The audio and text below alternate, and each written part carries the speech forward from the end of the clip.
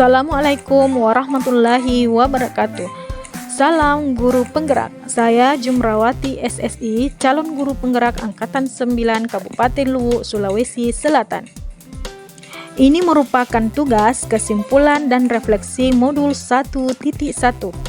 Ki Hajar Dewantara mengatakan bahwa pengajaran adalah salah satu bagian dari pendidikan, di mana pengajaran sendiri adalah pendidikan dengan cara memberi ilmu berfaedah untuk hidup anak-anak, baik lahir maupun batin. Sedangkan pendidikan adalah menuntun segala kodrat yang ada pada anak-anak agar mereka dapat mencapai keselamatan dan kebahagiaan setinggi-tingginya, baik sebagai manusia maupun anggota masyarakat. Pendidikan juga harus berpusat pada murid, menempatkan murid sebagai subjek utama dalam proses belajar mengajar. Kita juga harus mengembangkan budi pekerti, yaitu olah cipta, rasa, karsa, dan raga. Dan kita sebagai guru harus mampu menjadi pemimpin pembelajaran. Kita harus berpedoman pada ing ngarso sung tulodo, artinya di depan memberi contoh. Artinya kita harus menjadi tauladan yang baik bagi orang lain. Kemudian ing madya mangun karso, di tengah memberi semangat. Kita harus bisa memberikan dukungan dan semangat kepada orang lain. Kemudian tuturi handayani, di belakang memberi dukungan, artinya kita harus siap membantu dan mendukung mereka yang mengandalkan kita seperti guru yang mendukung muridnya.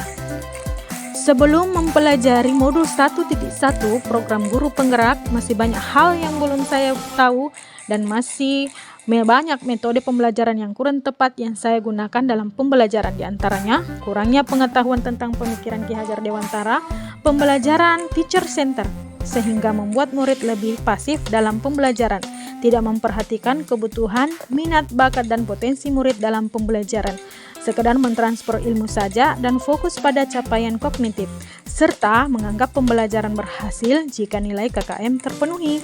Setelah mempelajari modul 1.1 dan melalui berbagai macam pembelajaran bersama teman-teman calon guru penggerak lainnya tentang pemikiran Ki Hajar Dewantara, saya menyadari bahwa saya masih kurang dalam ilmu pendidikan dan yang saya lakukan dalam pembelajaran selama ini kurang tepat.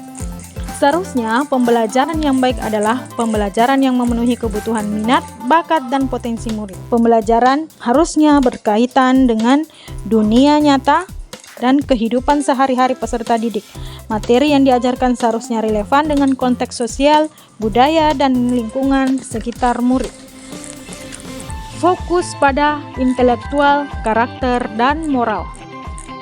Pembelajaran seharusnya membentuk individu yang bertanggung jawab, jujur, beretika, dan peduli terhadap lingkungan.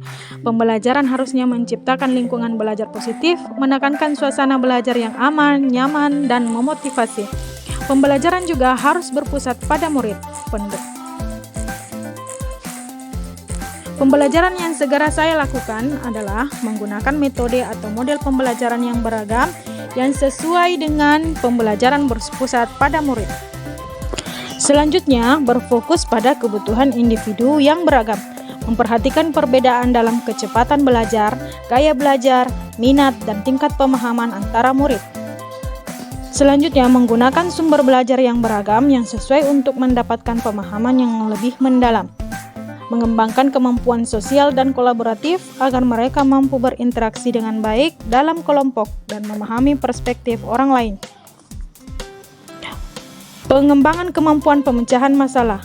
Peserta didik diajak untuk menghadapi masalah dunia nyata dan berpartisipasi dalam proyek atau tugas yang mendorong mereka untuk menerapkan pengetahuan dan keterampilan dalam situasi nyata dan menciptakan pembelajaran yang berdiferensiasi. Sekian dan terima kasih. Salam guru penggerak. Mari kita tergerak, bergerak, dan menggerakkan. Wassalamualaikum warahmatullahi wabarakatuh.